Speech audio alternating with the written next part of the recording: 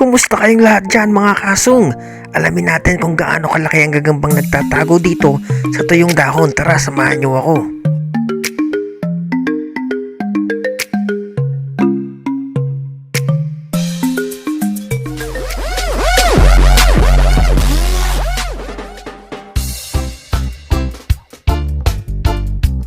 Dito tayo bumaba dahil nakasipa tayo ng sapot.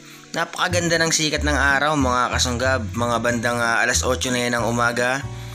Ayan, Taiwan days pa, so malayo pa lang talagang nakita ko na yung sapot dahil sa ganda ng sikat ng araw. Papakita ni Kuya Kasong kung nasan ba ang sapot ng gagamba. Ayun, nakikita niyo ba yan mga kasunggab? Pababa siya, papunta sa ground, pataas doon sa sanga ng puno. Hanapin natin yan yung gagamba, sana ay madaling magpakita. Ayan yung dulo ng sapot. Ayun, mukhang napansin ko na dun yung gagamba mga kaasong. Sana ay napapansin nyo rin, nasa loob siya ng sanga sa gitna nito at ayun yung gagamba. Tignan natin kung anong itsura nito, kung pan-derby ba o giant. Pero palagay ko isa po itong pan-derby na gagamba. Off-season ang kulay niya mga kasong. Focus mo naman Kuya Kasunggab. Ayun. Sayang no, mahaba sana ang galamay, kaya lang medyo malaki ang kanyang katawan. Ayan, ipapakita ni Kuya Kasunggab ng malapitan sa inyo.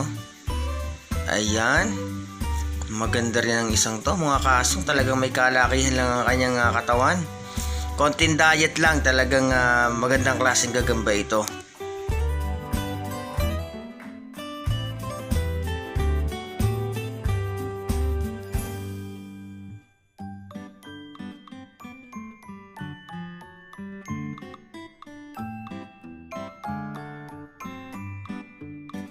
Sa mga puntong yan, sinusubukan kong gisingin yung gagamba para makita natin kung gaano kahaba ang kanyang galamay.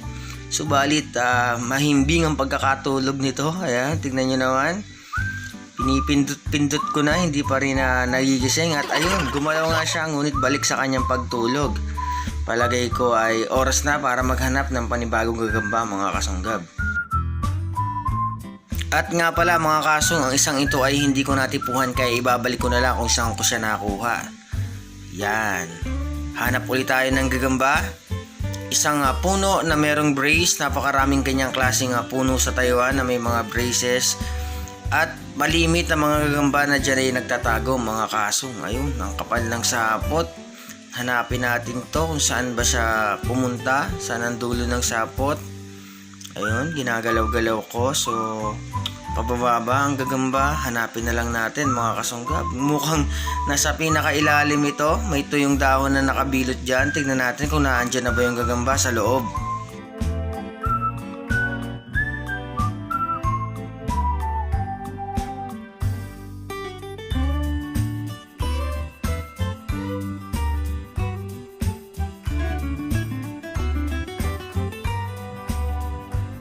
At ayan na nga, kinuha ko na yung tuyong dahon at dinala ko sa pitakan sa aking e-bike. Tignan natin kung anong klaseng gagamba ito.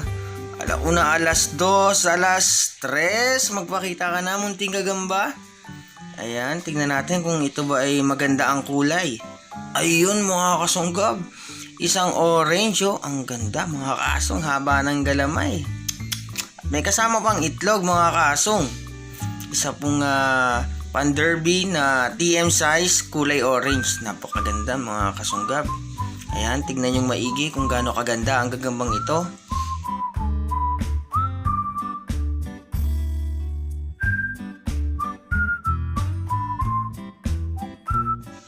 At ayun na nga, natipuhan ni Kuya Kasong ang gagamba, kaya ilalagay natin to sa ating pitak. Ayan, ang gandang kumilos oh. Fighter mga Kasong. Magandang i-content to para sa fighting. Yun.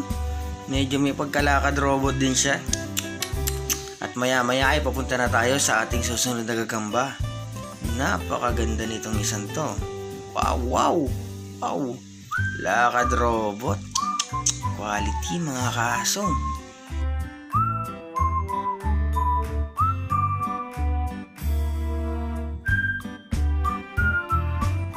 Ayan, medyo na traffic si Kuya Kasunggab dahil sa stoplight, sa traffic light. At eto, nagparada tayo ng e-bike. Ano ang dahilan? Dahil nakakita tayo ng sapot. Sama-sama nating hanapin to mga Kasunggab.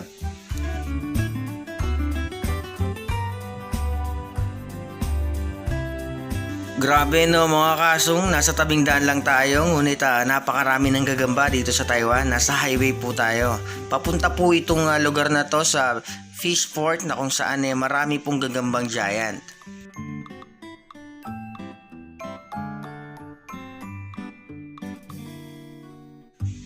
At ayan, nakita na natin yung gagamba. Yung finokus kong pwesto dun kanina, nandun yung gagamba. At malamang sa malamang, ito po ay gagambang giant. Tignan na lang natin kapag ibinaba na ni Kuya Kasunggab.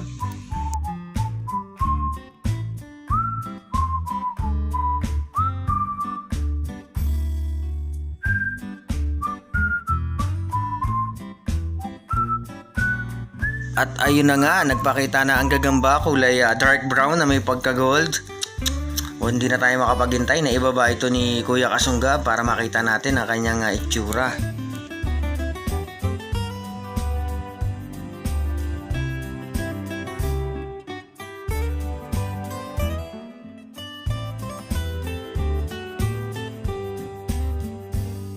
At nagpakalaglag yung gagamba mga kasong, hanapin na lang natin kung saan ito pumatak. Ayun, dinaklot na ni Kuya Kasong. Papakita sa inyo ang kanyang paggapang. Gagambang giant po, napakahaba ng galamay. Ayun ang bilis. Ayun ang bilis, ang liksi. At napakahaba talaga ng galamay nito. Yun ang unang-una kong napansin sa gagambang to.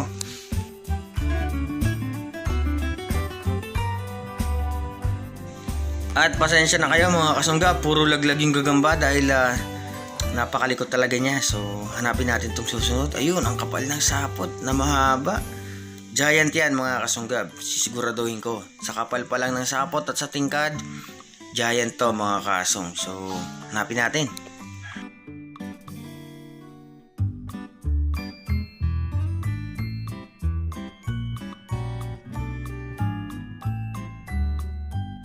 Ang lawak ng sinapot ng bahay niya no mga Kasunggab, lalo na kung ito ay buong buo pa. Kung gabi natin nakita, napakalawak ng diameter nito. At nasa taas siya, napakahirapin itong gagambang to. Napakahirap kuhanin. Kailangan pa natin ng mataas na panungkit. Tingnan natin kung anong diskarte ang gagawin ni Kuya Kasunggab.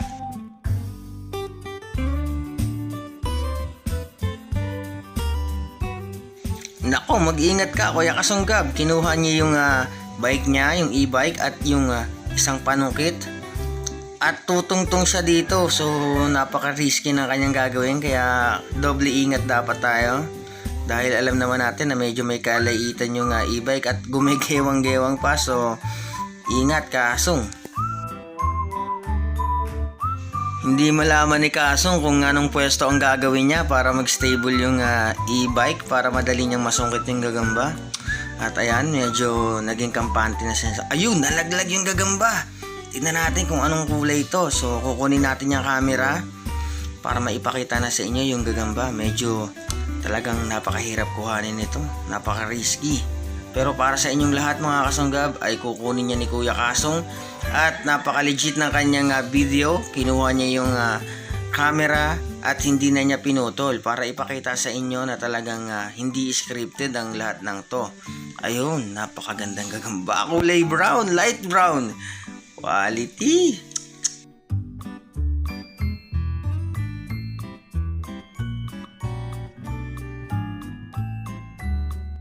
At ayan na nga, medyo naiipit yung gagamba. So ingat Kasong, baka tayo makagat. Ayun.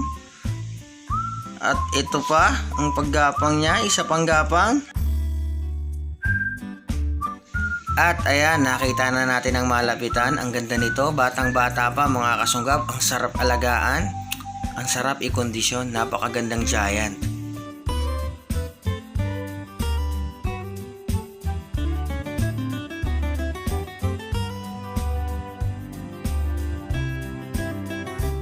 At eto, sa puntong to ay kumulma na yung gagamba at napaamo na natin sa ating palad. So hanap tayo ng panibago mga Kasunggab. Diyan ka na sa ating pitak.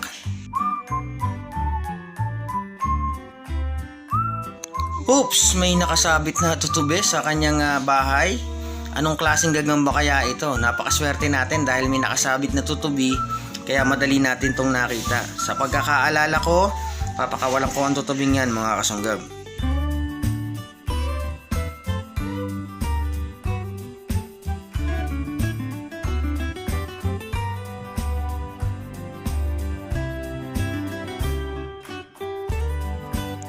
At ayun na nga, isa pong giant, nasa mababang parte lang kaya maswerte tayo. Hindi na natin kailangang umakyat at kumuha ng panungkit para makuha ang gagambang to.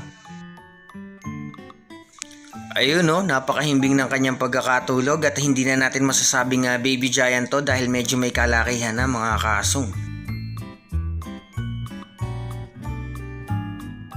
Ito ay isa sa pinakamagagandang kulay ng gagambang giant, abuhan mga kasunggab, at pumunta siya banda dun sa ilalim dahil tinatago niya ang kanyang sarili dahil alam niyang medyo may nangungulit sa kanya.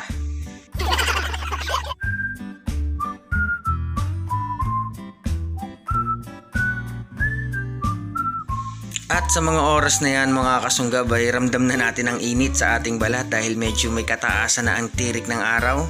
At ayan, tignan natin ang gagambang to, kulay abuhan, napakaganda mga kasong. So, tignan natin ang kanyang behavior, kung magpapakalaglag ba siya. At ayun, pumunta siya sa kabilang side ng puno. Ayun, quality oh. Grabe oh. Ayun oh. So, palagay ko hindi ko kukunin tong gagambang to dahil hintayin ko munang lumaki. Tatandaan ko na lang yung lugar at imo-monitor ko every time na mag-hunting ako para sa susunod na pwede na siyang kunin, alam ko na kung saan ko siya pupuntahan.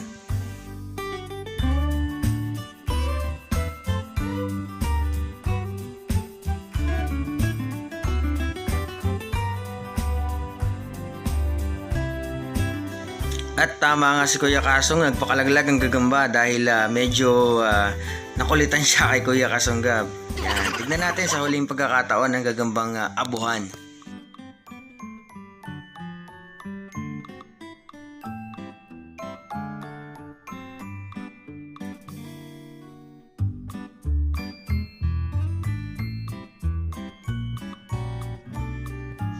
At nagpakalaglag na naman ang gagambang giant at kamustahin naman natin ang munting tutubi na papakawalan natin.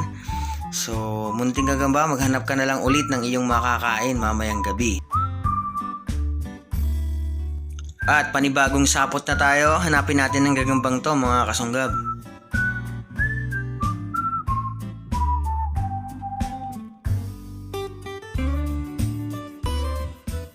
At ayun na nga, balik na naman tayo sa pagsungkit dahil ang isang ito ay nasa medyo mataas na parte ng puno. Isa pong pure black na gagambang giant. Hanap tayo ng panungkit mga kasong.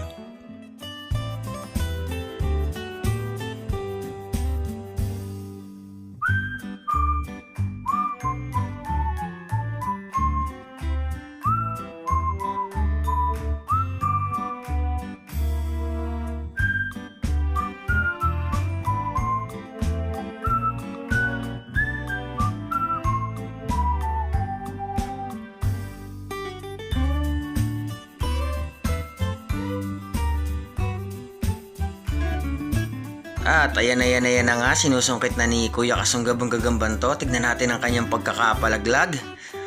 Ayun, nagpakalaglag na nga. Tignan natin mga kasong. Ang ganda, kulay abuhan na naman ang isang ito. So, pagbaba niyan sa ground, tignan natin kung gaano kaganda at kung gaano kahaba ang mga galamay.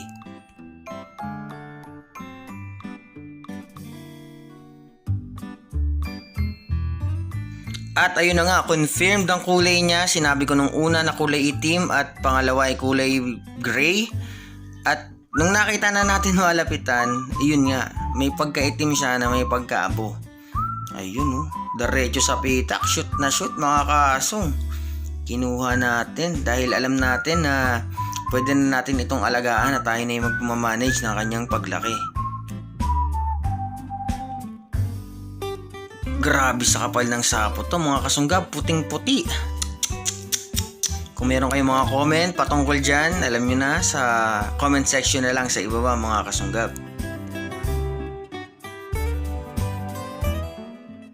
Teka, sandali mga kasong, mukhang anong nangyayari? Malapit lang dito ay may nakita na naman tayong sapot. Iniwanan na muna natin yung gagamba doon para hanapin ang sapot na nasa loob nitong garden na to. So hanap tayo mga kasong, dikit-dikit lang ang gagambang giant dito.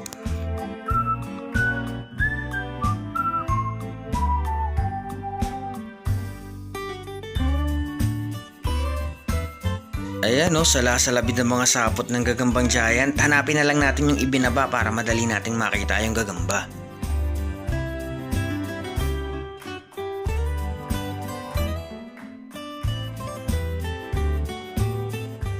At eto na yung pwesto ng gagamba mga kasong. Ngunit sa paghawak ko ay nagpakalaglag ito. Tignan natin kung anong klase ba. Kung katulad ba nung kanina o mas malaki pa. Ayun. Puka mo ang kamay mo. Etong isang to naman mga kasunggab ay purong abo. At maliit pa to kumpara dun sa kanina. Kaya ang pagkakaalala ko ay ibabalik natin to sa kanyang pwesto. So, eto na ang ating huling gagamba. Eto na yung gagamba na napakagaling magtago mga kasong.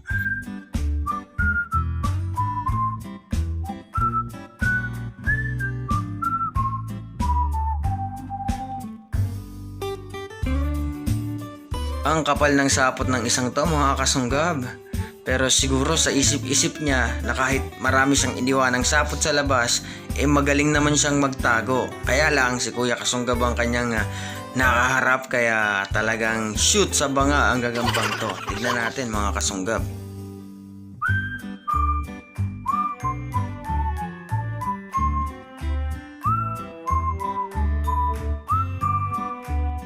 At ayun, kung mapapansin nyo, napakaraming tuyot na dahon na nakabilot.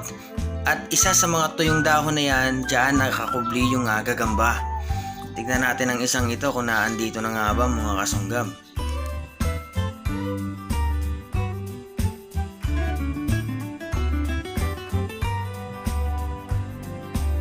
Ayan, makikita nyo ng lahat. Ayun, ang gagambang magaling magtago. Kung isa ka lang beginner mga kasong sa paghahanap ng gagamba ay talagang mahihirapan kang hanapin ang isang ito. Subalit syempre nga merong ang experience si Kuya Kasunggab sa paghahanap ng mga giant. Meron na siyang mga nalalaman sa paghahanap ng mga gagamba na kahit na napakahirap nitong hanapin, kahit nasa ilalim pa ng mga halaman ng puno, minsan ay nasa lupa na rin nagtatago. At ayan, hindi ko naman kayo binigo dahil kahit mahirap hanapin ang gagambang ito ay napakaganda naman ang isinokase ko na sa inyong lahat mga kasong. Ang ganda oh. Kulay pilak mga kasong ang isang ito. Ayun no. Nasa atin ang pitak, i-check natin lahat ng ating mga nahuli. Ayun, napakarami mga kasong. Yung mga tamang size na ay pwede na nating iuwi. So maraming salamat po sa inyong panonood mga kasungga. Inaabot na tayo ng gabi sa ating paghahunting. Hanggang sa muli mga kasong. Bye bye.